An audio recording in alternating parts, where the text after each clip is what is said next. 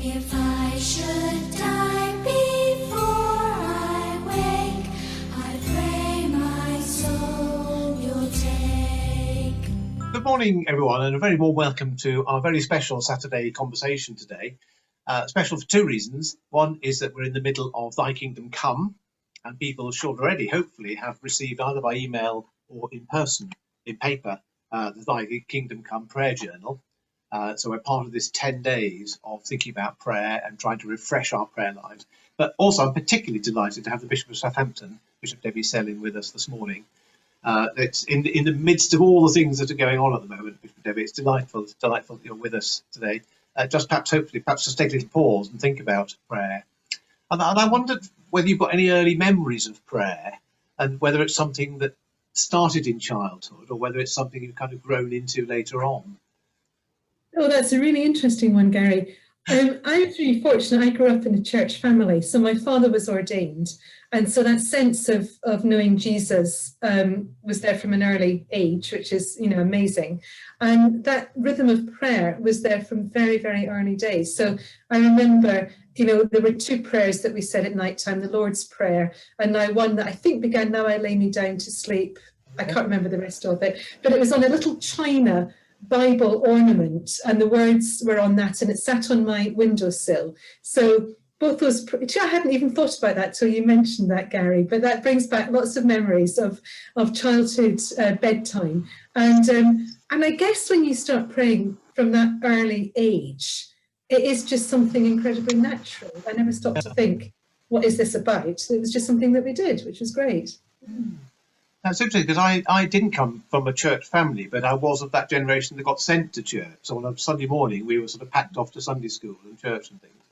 I can remember sort of glimpses of it all, including once being at All Saints at Blackheath, and I'd wandered over the common from my aunt's house where I was staying on my own to go to some service or other. And I remember looking up and noticing that the priest was on fire, and looking around and wondering why there wasn't sort of panic going on, realising eventually because it was incense, and there was this sort of sense of kind of holiness about that whole occasion. And then for me, I think it's something I've had to grow into later in life. And I think things like going to 10.00a.m. When I was a student, in Edinburgh, and those sort of things. That lots of different experiences have contributed to how we learn to pray. Yes. And have you got a pattern that sort of works for you? Because we're all very different about what works. Yeah. I mean, I think I'm going to be honest. I think prayer is difficult. I'm going to rephrase that. I think what I've learned as I've got older, that prayer is a lot of different things. So from those childhood days where prayer time was a slot and it was about words, I had this sense that you were only praying if you were sort of closed your eyes, put your hands together and used some words. And particularly through teenage years and student days, that sense of having a quiet time, and the encouragement was to have an hour, I just found deeply challenging. And trying to have words that lasted an hour without my mind wandering off onto other things almost became quite a guilt package as well. So there's a sense in which I think what I have grown into is recognizing that prayer is so many different things. So I find if I can get out for a walk early in the morning, then I am naturally having a conversation with God that might start on one thought and might meander off around other things. I may not have my shopping list of things to pray for. Sometimes I might actually think about all my family members as I'm walking, or I might think about the churches in Southampton as I'm walking. But often it's just a sort of time aside in the beauty of nature. I find being outside for me works really, really well about praying. So that would be a sort of a pattern of prayer, of actually recognizing that being outside is important, and letting prayer be a conversation, and as much about listening as well as about speaking, rather than formulated prayers. I mean, having said that, formulated prayers are really important. So I love praying with other people, and I love that sense of different prayers being articulated in a room. And I find that, I've missed that a lot, but that I find just really helps me. And then I've also grown into times of silence and times of quiet, which I hated when I was younger. But the more I've done it, the more I actually appreciate sitting, perhaps with some music playing, perhaps being on retreat in a chapel, and having silence as also being a way of praying, as well as music. I mean, I know you love music, but Yeah. music is another way of actually, sometimes that gives expression to what's going in my heart that I haven't got the words for, and music can really help that too. So that's a long-winded answer, Gary. I mean, do I have a pattern of prayer? I need lots of different things. I need to have a variety of ways of praying. I need not to feel guilty if it's not at the same time every day. You know, and if my mind wanders, I have to recognize that's part of who I am and being human.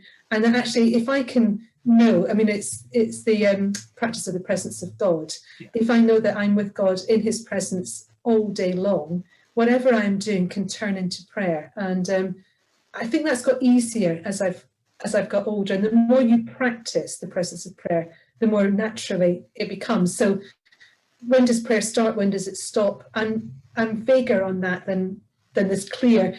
I have 1 hour where I pray, and then the rest of the day is something else. It's much more about how's my life, a life of prayer. I think that's really helpful.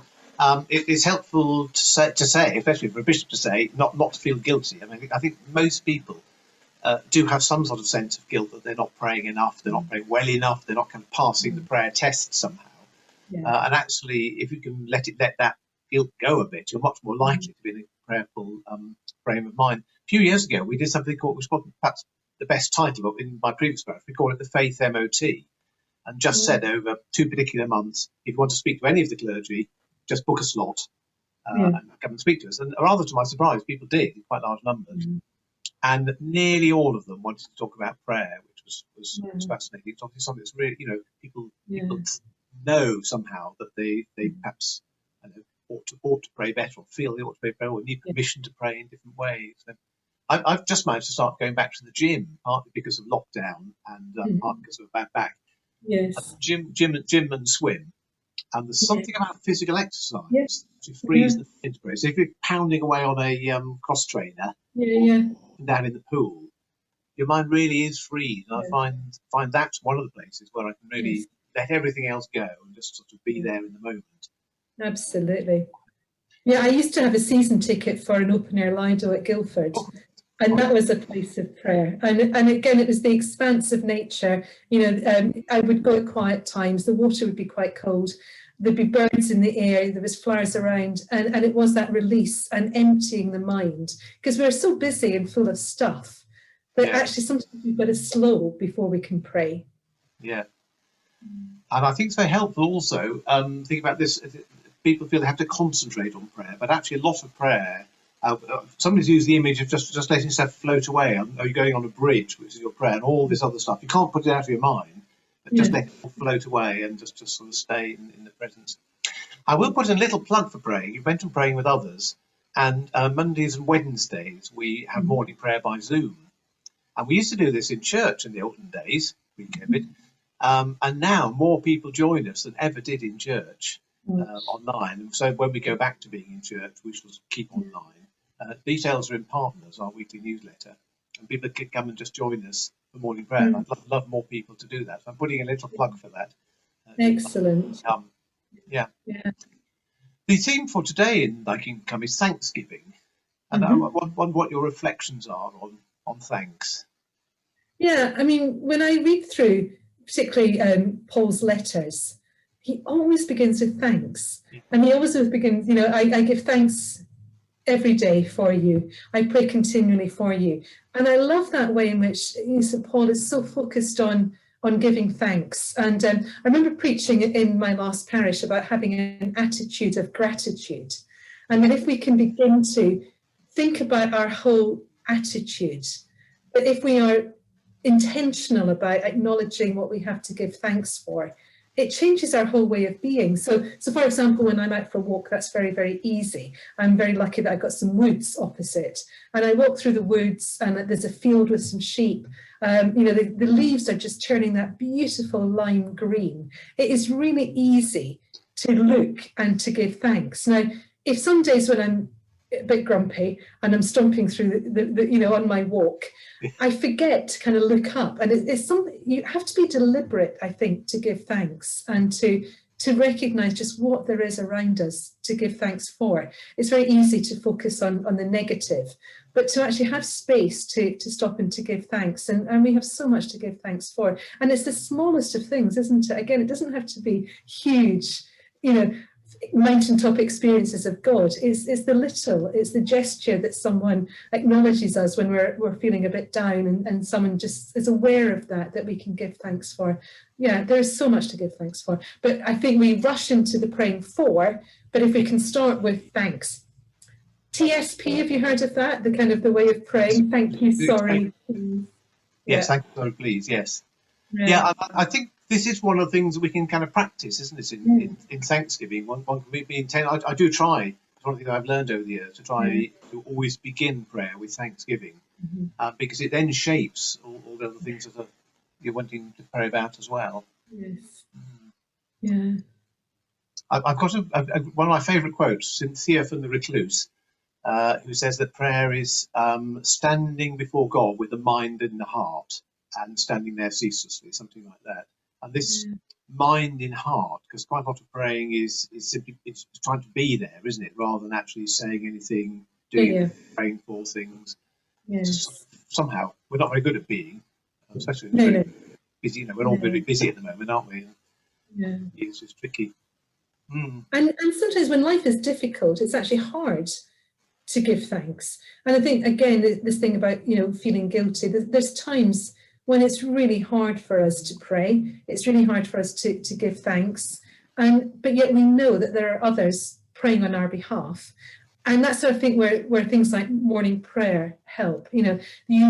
Daily there are people who are giving thanks through reciting the Psalms. But there's this sort of wave, and if we think about it going around the world, this wave of thanksgiving, that even if we're not feeling particularly thankful on that day, we can acknowledge that thanks has been given and that we're able to join with it, even though that might be quite challenging for us. Yeah. And I think coming back to you mentioned the Psalms, I was just thinking in terms of giving thanks, how the Psalms have everything. And so sometimes we will come sort of raging and angry and sad and all the rest of it. And that's all there in the Psalms, isn't it, to help us pray. It's a wonderful prayer book. And if people use the common worship psalter, not only do we get the Psalms, but those little prayers at the end of each of the Psalms, which I've just asked Gail in the office to gather into one. It's a sort of little manual of prayer, all those different things. That's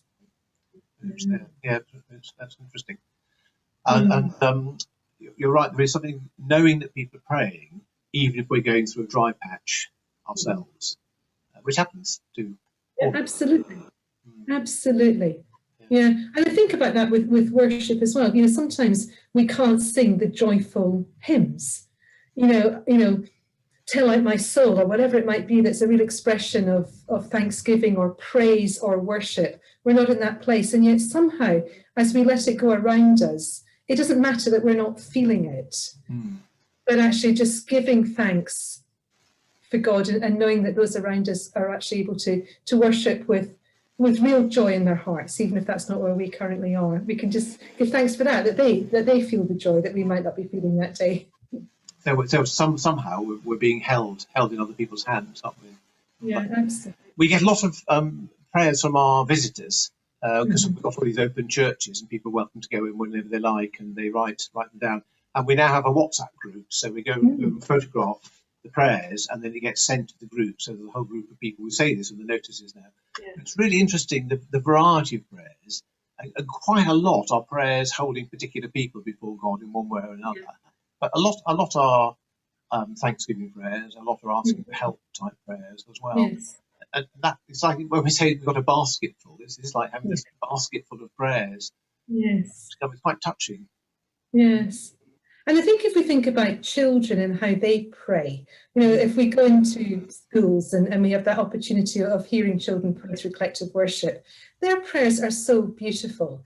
And often they instinctively give thanks. And it can be for really simple things. And I think we can learn a lot from that innocence of children who just are happy to come to God and say, thank you for my fish and chips, or thank you that, Jimmy next door to me hasn't hit me today, or whatever it might be. They are just so free to express what's in their heart. And then they'll come out with the real needs as well, and the deep sort of pain that might be there as well. But, giving thanks is just expressing what's in our heart. And somehow we lose that as we get older. I remember reading in one book, there was a quotation about the kind of objection to over-enthusiasm in church worship. And they were saying, why is it people are concerned that we might be sort of a little bit over exuberant in our praise? When you think about what happens in a football stadium, when there's a goal for your team, people express how excited they are with volume and with their arms in the air or whatever it might be. And yet somehow we think that we've got to be very ordered and polite when we come to God. And the Psalms are not like that at all. The pain is deep and the praise is strong. And, David's sister goes out to dance as she sings, as she gives thanks. Yeah. Those of us who've been to Chinchizi, our partner diocese in Uganda, the offertory there, which goes on for nearly half an hour, where people are they're dancing and singing and bringing their offerings to the front, sort of in this great procession, which sort of goes on forever in our terms. And people often have so little, but they're so thankful in being able to give. It's really very humbling. And it's and we have so much. Yeah. Yeah, it is. I was in Uganda, and that sense of giving thanks for the little that they had was hugely humbling. Yeah. Yeah, you're right. We are very polite about things here. Where we are. Well, that's been really fascinating, and I hope people have found it helpful. I know, Bishop Debbie, you've got a Bible passage and a prayer for us to send us on our way on this Saturday morning. Yeah, very happy to do that. So I've chosen a Bible passage, I think something about remembering the big picture of God. I mean, the Bible is a story that paints a picture of God's plan for us. And there are some difficult parts within it. There is pain. But the picture of what God is offering us, eternity, that we get glimpses of now, the kingdom of God. So I've got a passage from Isaiah that just reminds us of what the promise of God is that we can give thanks for. It's Isaiah 55, verses 12 and 13. For you shall go out in joy and be led back in peace. The mountains and the hills before you shall burst into song, and all the trees of the field shall clap their hands. Instead of the thorn shall come up the cypress. Instead of the briar shall come up the myrtle. And it shall be to the Lord for a memorial, for an everlasting sign that shall not be cut off. We have so much of God's promise that we can give thanks for. So a prayer to take us into today. Father, help me to live this day to the full, being true to you in every way. Jesus, help me to give myself away to others, being kind to everyone I meet. Spirit, help me to love the lost, proclaiming Christ in all I do and say. Amen. Thank you very much for your time. Everyone here knows what a difficult time it is in the diocese with so many different things going on, some quite challenging times. So they're very grateful. It's been actually lovely just to sort of stop and just think about the most important thing, prayer. We'll be carrying on with Thy Kingdom Come right the way through until Pentecost. And delighted that next Saturday we'll have Bishop David, the Bishop of Basingstoke, who's perhaps less well known to us in the south. It's slightly intriguing that the topic that day is silence, which is obviously Bishop David is particularly known for, but we'll see how that goes. So thank you very much, and I hope everybody has a wonderful rest of day. Bye-bye. Bye-bye.